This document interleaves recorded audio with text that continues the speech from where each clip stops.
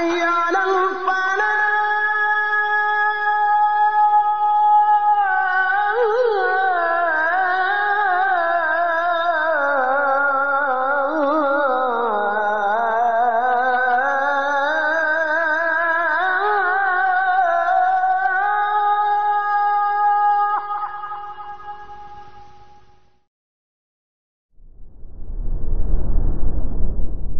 Bismillahirrahmanirrahim. Assalamualaikum warahmatullahi wabarakatuh. Innal hamdalillah nahmaduhu wa nasta'inuhu wa nastaghfiruh wa na'udzu billahi min shururi anfusina wa sayyiati a'malina. May yahdihillahu fala mudilla lahu wa may yudlil fala hadiya lahu. Asyhadu an la ilaha illallah wahdahu la syarika lahu wa asyhadu anna Muhammadan abduhu wa rasuluhu la nabiyya ba'dahu. Allahumma salli wa sallim ala nabiyyina Muhammadin wa ala alihi wa ashabihi ajma'in. Kita lanjutkan kajian kitab Kifayatul Akhyar, dan pada siang hari ini insyaallah kita mulai dari fasal dari pembahasan faslun wa arkanus salah, dari pembahasan fasal dan rukun-rukun salat atau tentang rukun-rukun salat yang ada 18 rukun dalam mazhab Syafi'i, dan tentu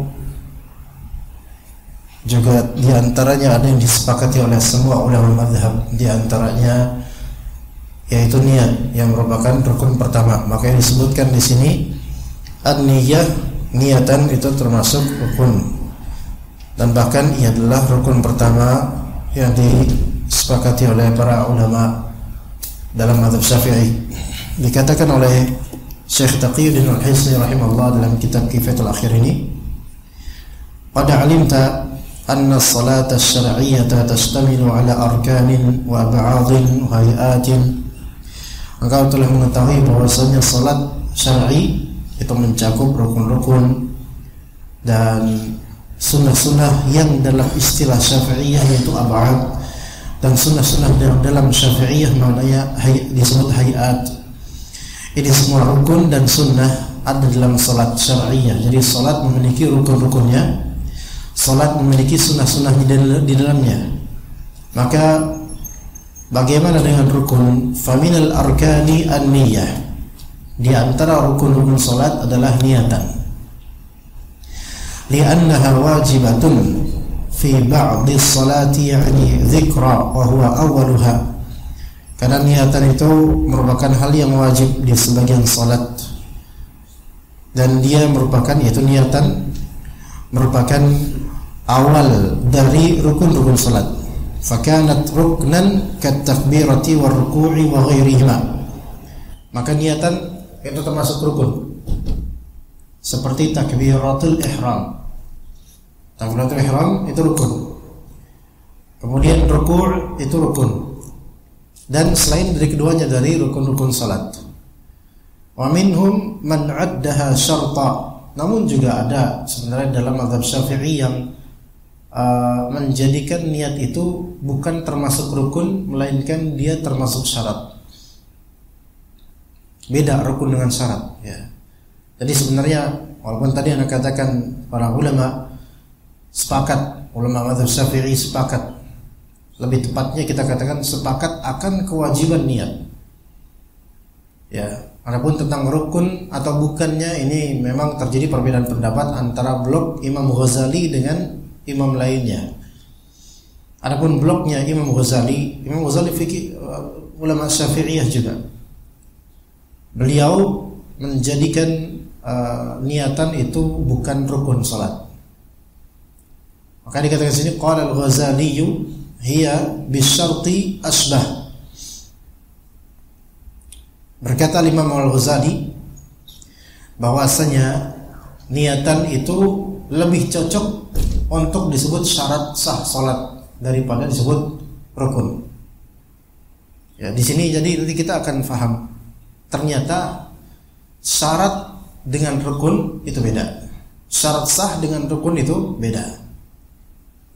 Dan Imam Ghazali menjadikan niatan sebagai syarat sah salat. Adapun imam-imam lain dari kalangan Syafi'iyah menjadikan Niatan sebagai rukun dalam salat. Ya. Wa wajhuhu, dan alasannya annahu yu'tabaru dawamuha hukman ila akhiris salah. Fa asbahatil wudu wal istiqbal wa huwa qawi. Nah, di sini katakan alasannya Imam Al-Ghazali menjadikan niatan sebagai syarat salat. Kenapa begitu? Alasannya adalah bahwasanya secara hukum niatan itu harus selalu ada dawam, selalu ada dalam salat sampai akhir salat. Ya, niatan salat harus selalu ada sampai akhir salat. Terus ada sampai akhir salat, sampai antum salam. Maka hal ini seperti fa'asbahatil wudu, seperti wudu. Wudu syarat sah salat, bukan rukun salat. Syarat sah salat, maksudnya taharah, suci, itu syarat sah salat. Salat dalam keadaan tidak suci tidak sah. Wudu itu bukan rukun salat. Atau taharah bukan rukun, bersuci bukan rukun salat. Dia dilakukan awalnya sebelum salat. Enggak ada orang sambil salat sambil wudu, enggak, tapi dilakukan di sebelum salat. Dan status kesucian ini harus selalu ada sampai akhir salat. Sama dengan niatan. Niatan dilakukan sebelum salat atau minimal ketika takbiratul ihram, niatan. Dan itu sampai kapan? Sampai akhir salat, selesai salat. Begitu juga al-istiqbal, yaitu menghadap kiblat. Menghadap kiblat, antum lakukan itu sejak sebelum salat, antum sudah menghadap kiblat. Dan menghadap kiblat harus dilakukan sampai akhir salat. Menghadap kiblat harus dilakukan sampai akhir salat. Ini untuk konteks yang umum, normal ya, kayak kita sekarang tadi ya. Maka nggak boleh ketika kita rukuk di rakaat ketiga misalnya kita belok kemudian menghadap ke samping kiblat, menghadap ke mana, itu enggak. Melainkan harus sampai akhir salat kita menghadap kiblat. Maka Imam Ghazali mengkiaskan ya, kalau wudu menghadap kiblat syarat sah salat. Begitu juga dengan niatan. Karena niatan sama seperti taharah, suci, dan juga sama seperti menghadap kiblat. Dilakukan umumnya sebelum salat dan terus terwujud statusnya sampai akhir salat. Wa huwa qawi, maka kata Syekh Taqiyuddin Al-Hisni, pandangan ini, pendapat ini kuat. Makanya terjadi khilafiyah di antara ulama mazhab Syafi'iyah, apakah niatan itu termasuk rukun atau syarat sah salat. Tetapi tidak banyak faedah tentang perbedaan istilah untuk niatan ini, apakah dia syarat sah salat atau rukun salat.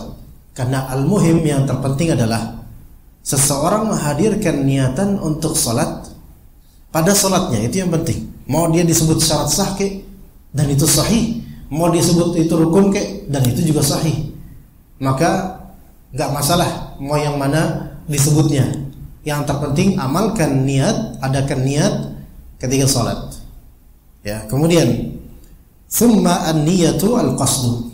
Kemudian niatan itu secara makna yaitu al-qasd, yaitu bermaksud, maksud. Jadi maksud pun dari bahasa Arab, dari kata maqsudun, yang dituju. Maksud adalah artinya yang dituju, yang dimaksud. Qasada yaqsudu artinya menuju, menginginkan, memaksudkan, itu qasd. Maka maksud, maka itu artinya adalah yang dituju. Ya. Nah, kemudian fala budda min qasdi umurin. Maka dalam niatan ya harus ada apa? Ada tujuan perkara apa yang antum inginkan gitu loh. Jadi qasd ini maksud hati, niatan hati, keinginan hati, tujuan hati.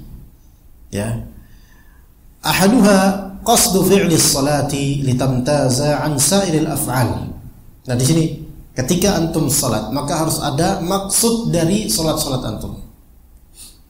Yang pertama, qasdu fi'li shalah, menunjukkan perbuatan salat.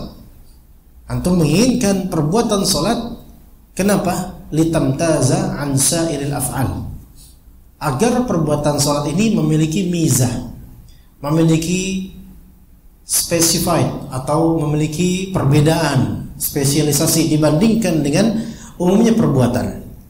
Karena ada orang yang berdiri sama kayak antum. Ada orang berdiri sama kayak antum.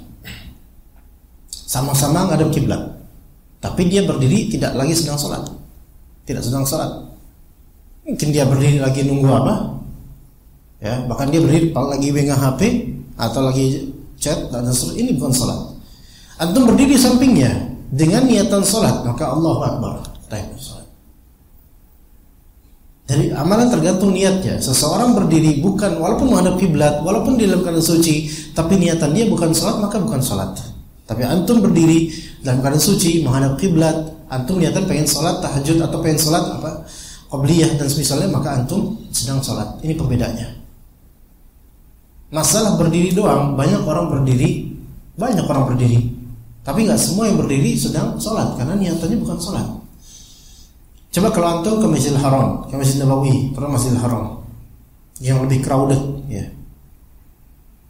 Antum lihat sebagian dari saudara kita kaum muslimin dari mungkin entah daerah Turki atau dari Maroko dan Spanyol, misalnya mereka sholat, itu mereka sholat, ada di antara mereka yang tidak bersedekap. Dan antum mengira orang ini sedang ngamatin Ka'bah karena dia sholat kayak gini nih, sambil liatin Ka'bah, sambil wirid baca-baca sesuatu. Antum mungkin mengira dia sedang zikir atau sedang doa dengan cara dia. Dan ketika antum melewati depannya, tiba-tiba dia langsung kayak gini. Antum bingung. What's up bro? Gitu.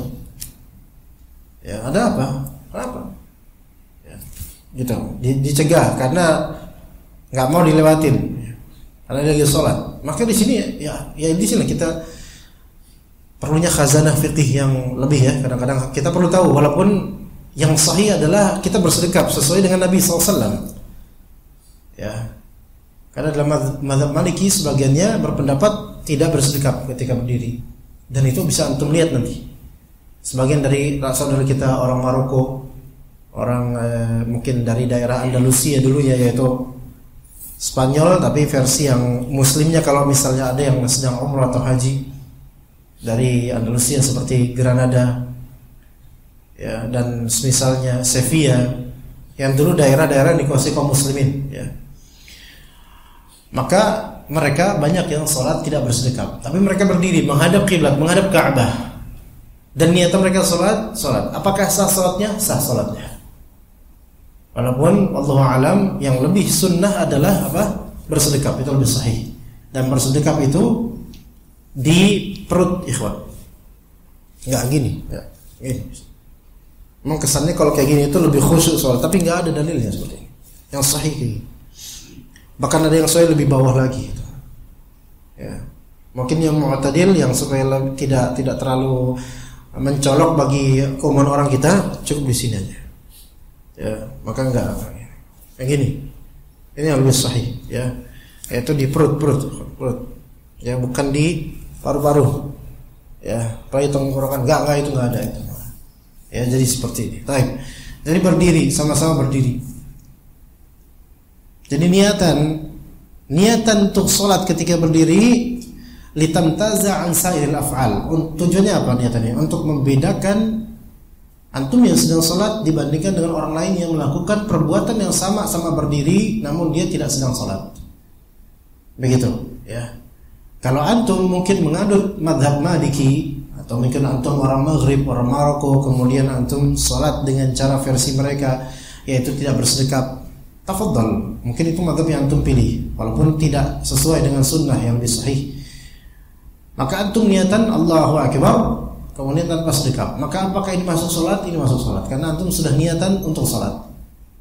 Itu yang pertama, maksud yang ada dalam niatan ya. Wathani tu'inu as-salata al-ma'tiyya biha min kauniha dhuhran aw 'asran aw jumu'atan wa hadhani la budda minhuma bila khilafin. Afwan, bukan tu'in, salah. Ta'ayyunu as-salati al-ma'tiyya biha, yaitu ketika antum niatan, pertama antum niatan sholat itu harus. Kedua, niatan sholat apa? Niatan sholat apa? Sholat apa di sini bukan hukumnya, melainkan jenis sholatnya, macam sholat apa yang sedang antum niatkan ini. Ta'ayyun, ta'ayyun yaitu menentukan. Ta'ayyun atau ta'ayyunus sholat, menentukan sholat apa antum sekarang. Apakah sholat zuhur? Apakah sholat asar? Apakah sholat Jumu'ah? Ya. Yang pertama dan kedua ini, niatan sholat dan niatan menentukan sholat apa, la budda minhuma bila khilaf. Ini wajib ada dalam hati antum tanpa khilaf. Apa? Antum mau sholat apa? Antum mau sholat apa? Ini jika sholat fardu, ini jika sholat apa? Sholat fardu dan sholat sunnah rawatib atau sholat sunnah muakkadah. Sholat fardu antum harus tentukan itu sholat apa. Dan sholat sunnah yang dikuatkan kesunnahannya, seperti sholat sunnah rawatib, sholat witir dan seterusnya dari sholat sunnah.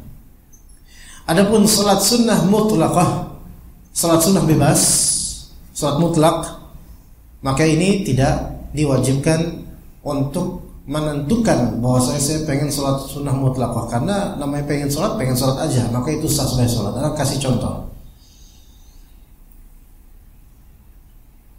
Ba'diyah Isya, setelah Ba'diyah Isya antum pulang ke rumah, kemudian antum mendapatkan istri lagi beli lauk, anak-anak lagi belajar, antum gabut sendiri. Ya, daripada nganggur, pengen witir, tapi witir enak entar sebelum subuh gitu kan. Insyaallah bisa. Ya, maka isilah dengan sholat aja. Maka antum sholat 2 rakaat, sholat bebas. Memang ini masuk ke dalam sholat malam, sholat di malam hari, betul, tapi bukan sholat witir. Antum sholat mutlak gitu aja. Maka tanpa ada niatan khusus ini sholat apa, maka sholat antum sah. Artinya disebut sholat mutlak karena mutlak. Apa arti mutlak? Mutlak itu bebas. Mutlak itu bebas. Bebas dari apa? Bebas dari niatan keterikatan dengan tempat, waktu atau sholat tertentu. Ini namanya sholat mutlak. Kalau tadi antum kemari qabliyah zuhur, itu bukan sholat mutlak. Antum niatan mengisi antara azan dan iqamah dengan sholat sebelum zuhur, maka ini niat muayyanah, niat yang ditentukan oleh antum pengen sholat qabliyah atau rawatib. Ini jelas kok ini mah. Tapi sholat mutlak itu antum nggak ada apa, tiba-tiba pengen sholat aja, ya wis sholat. Selama bukan di waktu terlarang, maka ini boleh. Ya, maka ini boleh. Maka sholat mutlak ini tidak perlu ta'yin sholat atau ta'yin niyyah, yaitu menentukan niatan. Tapi bagaimana dengan sholat istikharah? Apakah perlu antum menentukan niatan sholat istikharah? Maka kalau kita mengacu pada hadis Nabi SAW, jika seorang dari kalian ingin beristikharah, maka sholatlah 2 rakaat. Kata para ulama, 2 rakaat ini selain sholat fardu, maksudnya bukan sholat subuh. 2 rakaat sholat sunnah apa saja. 2 rakaat sholat sunnah apa saja. Maka kata para ulama, sebagian ulama mengatakan, wallahu alam, sholat istikharah perlu di situ ada niatan untuk menjadikan ini sholat istikharah. Istikharah ngerti ya? Istikharah itu sholat ketika antum misalnya gamang atau bingung dengan 2 pilihan atau beberapa pilihan, dan antum minta jawaban sama Allah Azza wa Jalla, maka antum menunaikan sholat istikharah. Nah, istikharah itu minta pilihan dari Allah Azza wa Jalla. Maka sebagian ulama mengatakan, mengacu pada zahirnya hadis, maka lazim bagi antum sholat apapun itu, yang penting 2 rakaat, bukan wajib. Mau dia qabliyah subuh ke, mau dia qabliyah zuhur ke, mau dia ba'diyah zuhur ke, mau dia salat duha ke, mau dia salat malam ke, ya apapun salat itu, mau dia salat mutlak ke, maka sebelum takbiratul ihram antum ada niatan, ini akan saya jadikan salat istikharah, karena setelah salam nanti saya akan berdoa, doa istikharah, gitu ya. Maka diniatkan istikharah. Baik. diniatkan sebelum takbiratul ihram. Karena ini salat yang muayyanah, bukan mutlaqah. Ketika salat istikharah antum salat mutlak, salat bebas, nggak ada niatan khusus, tapi ada niat istikharah, maka ini menjadi salat yang bukan mutlak lagi, melainkan salat yang khusus, ditentukan mutlak, muayyanah untuk istikharah, muayyanah untuk istikharah. Baik, itu nanti kawan-kawan tentang istikharah suatu saat insyaallah. Nah, di sini dikatakan falau nawa fardal waqti badal adh-dhuhri aw al-'asr lam tasih 'ala al-asah. Kalau misalnya dia meniatkan usalli, ya misalnya kalau biasa orang-orang pakai bacaan niatan fardul waqti, ya misalnya dia meniatkan hanya salat fardu aja gitu, enggak meniatkan mau asar, mau maghrib, mau isya, saya pengen salat fardu aja, saya pengen salat wajib, maka tidak sahih. Menurut pendapat yang lebih sahih, tidak sahih. Ya, berarti ini ada ulama lain yang menyatakan bahwasanya tetap sah salatnya. Ala kulli hal sebenarnya ini tidak harus sampai serinci ini, karena seseorang insyaallah umumnya mengetahui apa yang akan dia lakukan dari salat. Ya. Ketika dia mau niatkan salat fardu, dia tahu ini fardu apa. Tapi muskilah ini akan terjadi kadang ketika antum jamaah salat. Kadang ya di safar karena cepat-cepat gitu, kemudian misal qabliyah zuhur, misal antum zuhur dulu 2 rakaat sambil qasar gitu. Kemudian setelah itu kan disunahkan untuk qomat lagi, kemudian asar 2 rakaat ya. Nah, kemudian antum salat berikutnya yang asar ini antum nggak ada niatan apa-apa, cuma pengen ngerjain kewajiban aja gitu misalnya. Maka menurut pandangan yang lebih sahih itu salatnya nggak sah, salatnya tidak sah. Namun kenyataannya, wallahu a'lam, insyaallah biasanya seseorang itu tahu dia akan salat apa. Hanya saja memang harus hati-hati dalam bab ini, karena boleh jadi untuk salat fardu itu lebih ketat. Ya, salat fardu lebih ketat. Ya. Namun ketika dia memang sudah tahu apa yang akan dia lakukan, walaupun pengetahuan tersebut beberapa detik sebelum terjadinya salat, bukan pas banget 1 detik sebelum takbiratul ihram, maka insyaallah sah. Anak kasih contoh. Antum dari lantai kesekian ke masjid ini pengen salat zuhur. Kemudian antum dapati antum dapati di sana, udah qomat, baru qomat, kedengaran qomat la ilaha illallah ya, istaqimu gitu kan kata Imam. Maka kemudian mulai Allahu akbar takbiratul ihram, antum jalan. Mulai jalan, antum khawatir apa? Khawatir masbuk gitu, imam ruku'. Atau antum di situ udah mendapati Allahu akbar pada ruku'. Wah, antum langsung bergegas lari. Tiba-tiba antum langsung masuk shaf, Allahu akbar, Allah. Lihat, sebelum antum takbiratul ihram 1 detik, 2 detik atau 3 detik sebelum takbiratul ihram, antum enggak memikirkan ini salat apa, biasanya gitu. Antum hanya memikirkan how to make it gitu. Bagaimana antum bisa untuk sampai gitu loh di ruku'nya bersama imam supaya enggak bangkit baru antum datang. Faham enggak maksudnya? Kan biasanya enggak mikir nih mau salat apa gitu loh. Yang kepikiran dia konsentrasinya hanya apa? Bagaimana untuk enter the saf ketika masih ruku' gitu aja. Melainkan antum tahu antum mau salat zuhur sejak dari lantai atas sampai situ, antum tahu mau salat zuhur. Sebagian ulama menyatakan ini tidak sah salatnya. Paham di sini, kawan? Namun ini pendapat sebagian ulama. Wallahu alam, yang lebih sahih wallahu alam, tetap sah salatnya. Kenapa? Karena dia diberi uzur akan jeda ketidakfokusannya ini sebelum takbiratul ihram. Karena yang penting niatan itu sudah ada, walaupun sekian jeda sebelum terwujudnya salat. Bahkan dia keluar lift, ngobrol terus, pas ngobrol dia dapetin udah pada apa? Mau ruku, langsung kejar-kejaran lari gitu kan. Allahu akbar, Allahu akbar. Ya gitu.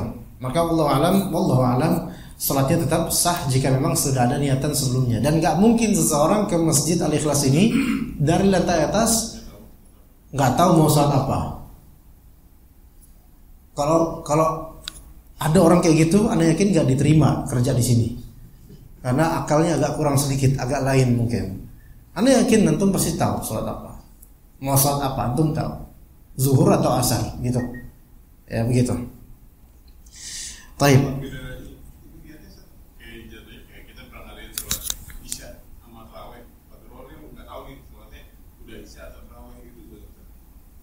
Maksudnya gimana? Udah isya atau tarawih? Oh, di sini ada isya dan tarawih. Jadi kayak udah turun buru-buru kayak tadi kan. Terus dia sholat, nyata itu sholat tarawih dia di atas sholatnya isya. Gak apa-apa. Dia ikut ini udah tarawih gitu kan. Dia buru-buru dikirain ini sholat isya. Kemudian dia masuk dan ternyata pada sholat tarawih dia sendiri sholat isya, kemudian dia terusin gitu kan. Sah sholatnya. Karena perbedaan niatan imam dan makmum itu tidak menjadikan sholat makmum sah, tidak menjadikan sholat makmum tidak sah. Sholat tetap sah. Antara imam dan makmum beda niatan masing-masing nggak apa-apa. Baik beda jenis sholat atau beda jenis hukum sholat. Tarawih kan sunnah. Dia sholat isya wajib. Berimam kepada imam yang sedang sholat sunnah nggak masalah. Dalilnya apa? Dalilnya Nabi SAW. Ketika habis sholat subuh, dah jemaah selesai sholat subuh, kemudian ada satu orang sahabat yang belum sholat subuh datang. Kemudian kata Nabi SAW, siapa yang mau volunteer sedekah untuk dia, jadi imam buat dia? Maka satu sahabat pun kemudian apa? Jadi berdiri dan jadi imam buat dia. So lihat imamnya sholat, imam sholat 2 rakaat. Sholatnya sholat subuh 2 rakaat, tapi versi apa? Versi sholat tambahan sebagai sedekah buat dia dan ini sunnah. Makmumnya sholat apa? Sholat wajib. Maka nggak masalah bermakmumkan pada orang yang sedang sholat sunnah. Nggak masalah. Baik dia tahu ataupun dia tidak tahu. Misalnya di sini kalau misalnya antum ini yang pendapat yang lebih sahih ya. Udah selesai nih sholat Jumat, sholat zuhur udah selesai. Baik. Lagi kajian. Kemudian di bagian luar sana ada beberapa ikhwan atau satu orang dua orang sedang salat sunnah, Allahu Akbar. Dan kemudian ada datang orang yang belum salat. Dan dia tahu ini calon imam dia ini barusan dia takbiratul ihram, Anda yakin dia pasti salat sunnah. Dia salat sunnah. Karena apa? Dari tadi dia udah duduk situ. Ngapain dia diri lagi? Dia pasti salat sunnah. Tapi tetap aja dia terplak. Apakah si salat sunnah orang yang salat sunnah ini harus mengklarifikasi? Enggak lah. Baik dengan isyarat atau dengan perkataan. Dengan perkataan batal. Dengan isyarat ya, pok. Nah, apa dia kok gini kita? Dia ketika itu ya, ini. Ya, siapa yang nanya?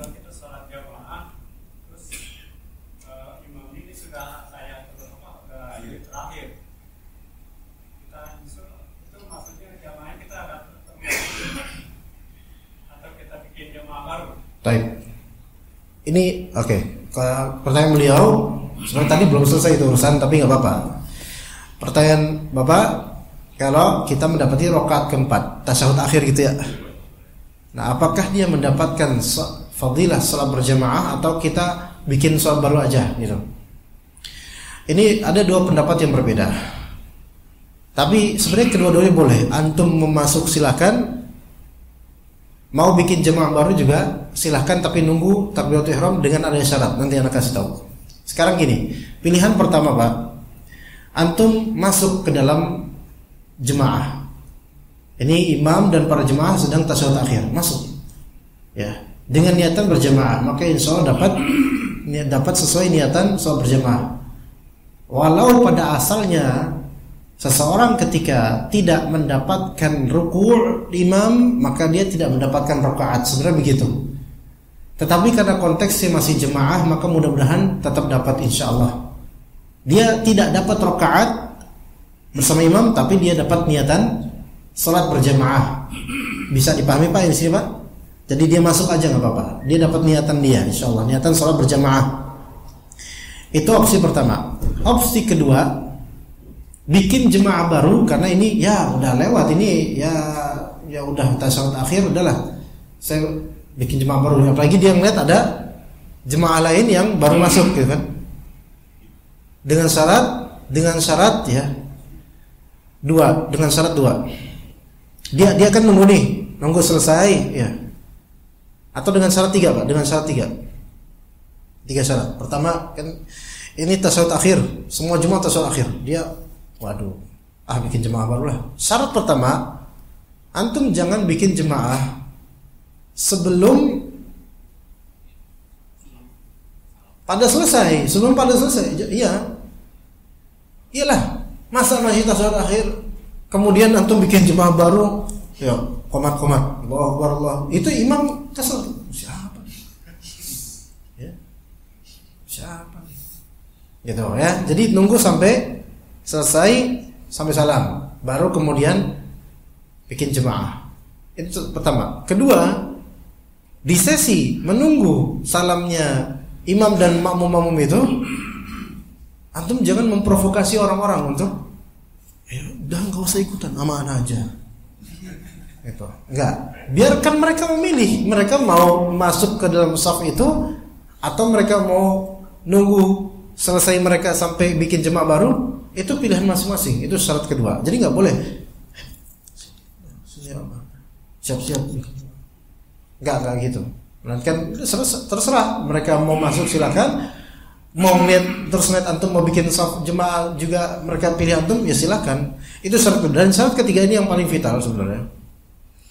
Diizinkan oleh imam untuk bikin jemaah dalam satu masjid itu. Faham nggak di sini? Karena ada larangan sebenarnya, ada larangan membuat jemaah baru di masjid yang sama setelah imam selesai. Itu juga ada larangan. Namun larangan tersebut dikecualikan dengan dua kemungkinan. Pertama, di masjid yang tidak memungkinkan untuk ada pengaturan seperti itu, seperti masjid safar. Masjid safar maksudnya kayak di rest area, ya, atau di masjid-masjid yang pinggir jalan, ya, walaupun bukan rest area, pinggir jalan, yang mana orang bakal banyak berlabuh ke situ, ngasok di situ. Maka ini nggak bisa diatur. Imam mau nggak terima, ya namanya jemaah kan datang bertubi-tubi, bisa aja setelah selesai, bisa aja jam 1 jam, maka nggak bisa dicegah ya, seperti itu. Itu syarat pertama. Di pengecualian pertama. Pengecualian kedua, kecuali jika imam membolehkan, dan pembolehan imam itu pembiaran, maka nggak masalah.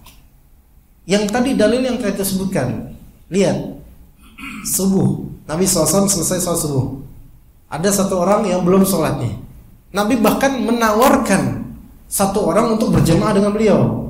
Artinya jika imam membiarkan atau mempersilahkan atau bahkan memotivasi, maka nggak terlarang. Tapi kalau imam nggak terima, imam rawatibnya nggak terima, imam asli masjid itu nggak terima, nggak boleh ada jemaah lagi selain jemaah saya di sini untuk. Maka itu hak imam. Maka orang-orang ini wajib sholat sendiri-sendiri. Bisa dipahami Pak di sini Pak? Agak panjang memang jawaban saya, tapi itu udah full itu jawabannya Pak. Mentok, itu udah mentok banget itu jawabannya. Jadi Bapak ada pilihan, mau masuk ke shaf silahkan dengan niatan sholat berjamaah dan dapat pahalanya insyaallah, namun tidak sesempurna orang yang dari awal. Atau Bapak ya udah, karena ini tasyahud akhir, saya bikin jemaah sendiri di sinilah. Entah saya jadi imam atau orang lain jadi imam, silahkan, yang penting saya pengen sholat berjamaah dari awal full gitu. Itu juga boleh.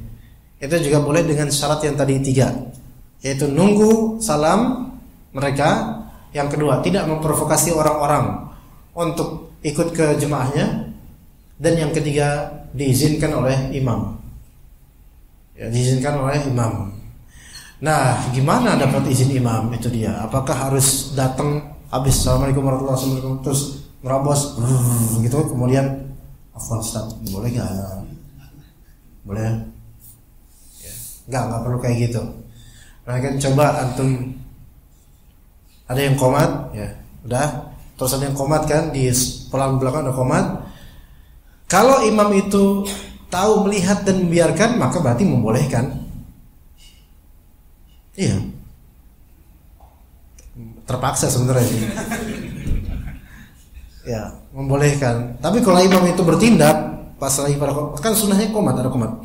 Imam bertindak, maaf Pak, tolong jangan bikin jemaah baru. Ini masjid jami', sudah ada imam ratibnya, dan sesuai sunnah Rasulullah dan dalam hadis juga dilarang seperti ini. Salat sendiri-sendiri, siapa suruh datang terlambat gitu. Maka tidak boleh mereka salat.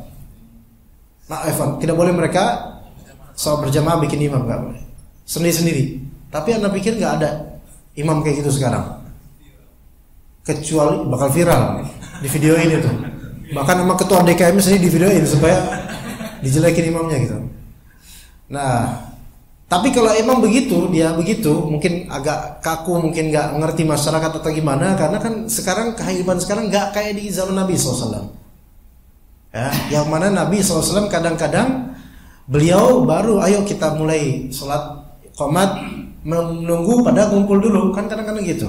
Kalau sekarang kan nggak bisa kayak gitu ya, Ikhwan. Ada timer, orang juga beda-beda pekerjaan. Datang juga beda-beda waktu, ada yang karena malas, ada yang karena kebutuhan, ada dan seterusnya beda-beda.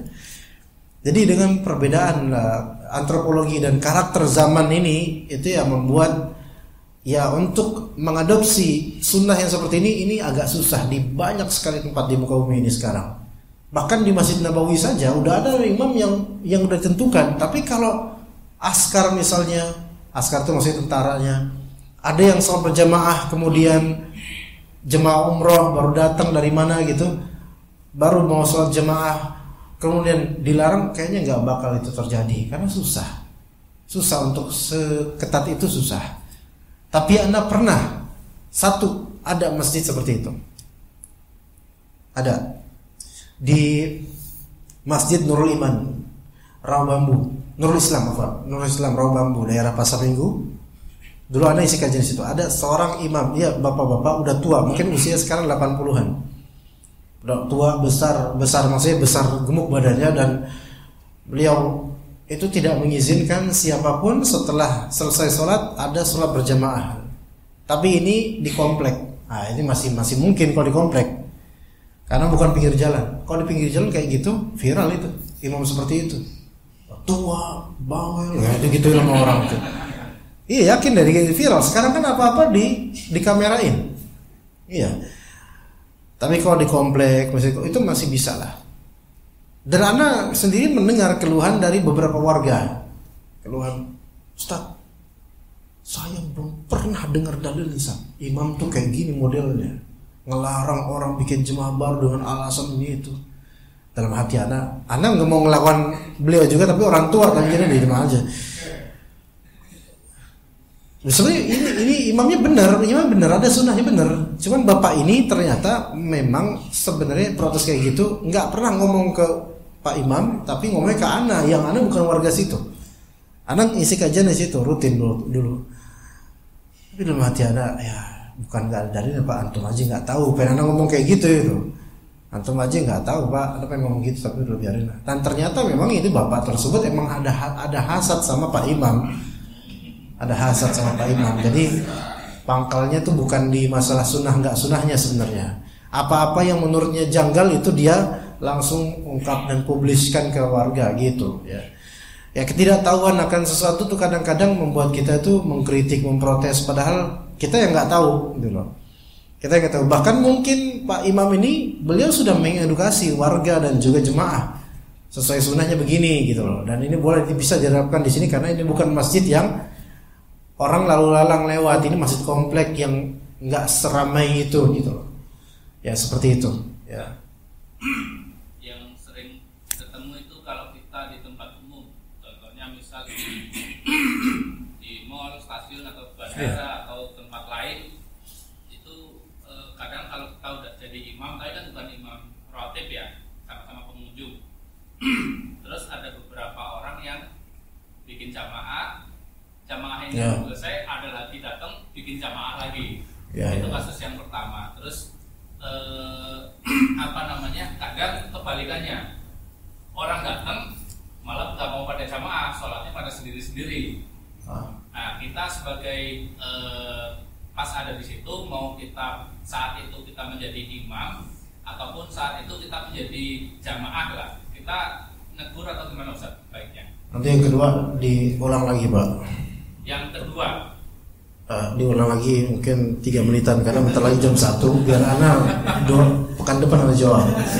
Insyaallah. Enggak, coba nomor pertama dulu, nanti nomor 2 diulang lagi. Nomor pertama aja anak udah lupa Pak. Oh ya itu dua jemaah dalam satu tempat. Itu sholat tetap sah, mereka itu sholat tetap sah. Ya karena bagaimana pasti imam di daerah itu, imam di masjid itu pasti mengizinkan adanya sholat berjamaah dengan imam baru atau gimana, itu tetap sah. Hanya mereka salah. Yang salah adalah kloter yang kedua, kloter yang baru bikin lagi nih. Padahal dia ketika dia sudah tahu itu ada sholat berjamaah, walaupun cuma 2 orang, maka harusnya dia tuh ikut dengan mereka. Walaupun asli cuma 2 orang berjejeran gitu 2 orang, tapi dia tahu ini lagi berjemaah, ikut dengan mereka. Ya, mungkin diisyaratkan, yang diberi syarat mungkin dengan tepukan imamnya atau makmumnya diberi syarat kalau udah 2 itu. Kalau ada 2 orang nih, sahabat berjemaah nih, satu imam kan kiri, kanannya kan makmum. Yang ditepuk, yang diberi syarat, yang imam atau makmum? Makmum, jangan imam ditepuk. Ntar imamnya ke belakang, ya makmumnya jadi imam dong. Jadi yang ke belakang makmum. Nah, sholat gitu harusnya. Nah, kalau ternyata dia bikin imam sendiri lagi karena padahal tahu, sholatnya tetap sah. Karena ini masjid yang diizinkan untuk adanya jemaah lain, nggak apa-apa. Ya, tapi kalau nggak tahu bahwa itu lagi sholat berjemaah, dia nggak tahu atau nggak ngeh atau nggak sempat lihat, dia bikin lagi jemaah dengan keluarganya misalnya, itu juga tetap sah, nggak masalah. Apalagi masjid-masjid safar, itu tetap sah. Walaupun dia melakukan hal yang sebenarnya terlarang, yaitu dari jemaah, kenapa nggak ikut? Karena gini, mindset banyak orang yang tadi itu, takutnya niatan dia beda sama niatan saya, gitu loh. Enggak, mau niatan dia bahkan mereka sholat sunnah kayak mau sholat wajib, antum tahu itu bisa berjamaah dengannya, sholat. Iya, gitu. Nah, makanya perlu edukasi seperti ini, bahwasanya makmum, imam dan makmum beda niatan itu nggak masalah, gitu. Kalau misalnya pemikirannya seperti itu semua, misal antum di masjid rest area berapa, kilometer berapa, itu satu masjid bisa 5 jemaah, iya, ada 5 partai itu. Padahal kan masjid 3-an, ini 5, ya. Satu ini. Coba kalau dipikir-pikir pakai logika, ente tuh lihatnya emang beda-beda niatannya. Yang ini zuhur, ini asar, udah kan mentok gitu doang. Yang ini nih sholat apa bikin baru jemaah, ente sholat apa tahajud? Iya kan beda. Kenapa nggak udah masuk aja semua ke situ? Begitu. Saya nggak ngeliat imamnya kayak fasik gitu. Lihat dia imamnya kayaknya nggak pernah wudu atau tahu apa urusannya kalau dia nggak pernah wudu apa urusannya itu kalau dia udah dijadiin imam sama orang percaya sama dia, udah akidah Ahlussunnah ini masuknya. Maka akidah Ahlussunnah aja bilang dalam akidah ya, bahwasanya sah bagi Ahlussunnah sah berimamkan kepada orang yang bar dan fajir. Orang alim imamnya sah, kita jadi makmumnya. Imamnya fasiknya terang-terangan sah, selama kefasikan atau kebidahannya bukan yang membuat dia kafir, maka sah kita berimamkan. Ini akidah Ahlussunnah wal Jamaah. Nah, ini harus diedukasi. Itu pertama. Kedua, Pak? Kedua, kalau di tempat masjid umum tadi, setelah lafal kalau tadi udah jam 12 pas, Pak. Banyak yang sholat sendiri-sendiri, malah kebalikannya, nggak mau jamaah. Ini sebenarnya khilafus sunnah, menyelisih sunnah. Hanya kalau yang ini, ana pikir lebih bisa dimaklumi daripada yang bikin jemaah banyak tadi. Kenapa? Karena sungkan mungkin, atau ana juga kadang gitu, Pak. Nggak mau ada yang jadi imam biasanya. Khawatirnya, iya. Jadi ana nih orang lagi sholat, ini lagi sholat. Kan orang sholat sendiri itu banyak, Pak. Ana mau nepok siapa gitu kan? Ya kan, mau nepok yang mana gitu kan? Siapa? Masa anda harus ngumumin di depan, Pak maaf nih Pak yang di sholat nih, siapa yang mau jadi saya makmum sama siapa gitu? Ya kadang-kadang gitu kita, karena apa ya, mindset kita tuh kita ngeliat masyarakat masih belum teredukasi sehingga kita kadang agak takut-takutan untuk ini untuk mau berimamkan dengan orang ini. Dan juga lagaknya itu kayak nggak mau jadi imam, gitu. Maunya pengen sholat sendiri, itu urusan gua, lu nggak usah sana lo, gitu kayak gitu. Tapi kalau memang antum secara randomly antum minta satu jadi imam dari mereka yang lagi sholat, fadl, gitu. Allahu Akbar. Dia nggak iniin suara, mungkin dia ternyata lagi sholat sunnah. Sah nggak antum di sini? Sah.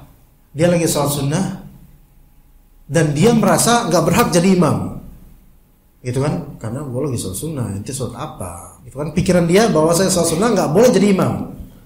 Maka pas ruku dia nggak baca keras Allahu Akbarnya, nah kan gitu. Pribadi gitu, jadi kita nggak dianggap gitu. Iya, dalam hati kan. Terus selama ini kamu nganggap aku apa kan gitu, gitu kan? Maka kemudian pas diri lagi i'tidal, ada makmum lain yang ngeliat, oh ini jemaah nih, ditepok pundak kita belakang. Imam yang ini yang nggak mau jadi imam ini, alhamdulillah hilang dia. Padahal sebelah kan semakin banyak kan gitu. Ya, nah ini ribetnya gitu. Kalau mindsetnya orang-orang belum terbangun, itu ribetnya di situ. Ada kekhawatiran seperti itu. Iya. Ya udah kayak gitulah. Ya.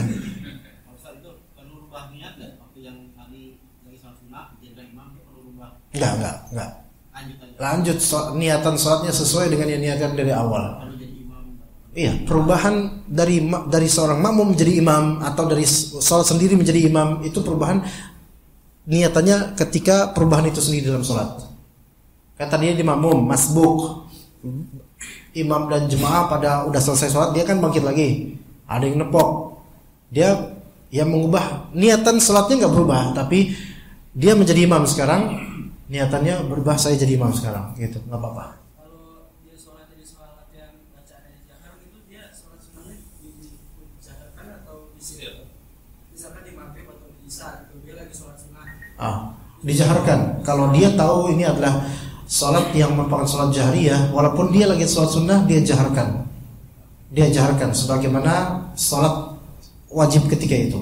Walaupun dia sholat sunnah, misalnya dia sholat maghrib, dia habis sholat maghrib, terus dia sholat ba'diyah maghrib, terus ada yang nepok dia, ngira bahwa dia lagi sholat maghrib padahal lagi sholat ba'diyah, maka dia angkat sholatnya, nggak apa-apa, karena dia posisinya orang yang volunteer untuk menjadi imam untuk orang-orang ini, maka dia baca. Nah, terus kan dia kan tasyahud kan cuma rakaat. Assalamualaikum, subhanallah. Ente baru datang so tahu ente, karena kan sholat kan ba'diyah. Iya. Biarin aja, biarin. Subhanallah. Ya udah, assalamualaikum. Diam aja, udah diemin aja. Kabur aja, biarin mereka mau tasbih, tahmid, tahlil terserah mereka. Ya emang tugasnya selesai kok, kan gitu. Ya udah kalau gitu ya kita cukup sampai sini insyaallah. Jazakumullahu khairal jazaa. Sallallahu ala nabiyyina Muhammad wa ala alihi wa sahbihi ajma'in.